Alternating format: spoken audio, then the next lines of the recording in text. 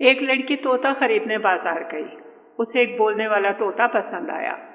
لڑکی نے طوطے کا امتحان لیتے ہوئے اس سے کہا، بتاؤ تو میں کیسی لگ رہی ہوں؟ طوطا بولا، بہت آوارہ لگ رہی ہو۔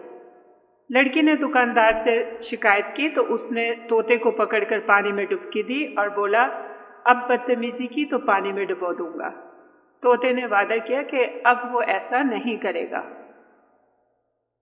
لڑکی نے طوطے سے دوبارہ بات شروع کی، لڑکی، اچھا یہ بتاؤ، اگر میں گھر میں اکیلی ہوں اور میرے ساتھ ایک آدمی ہو تو وہ کون ہو سکتا ہے؟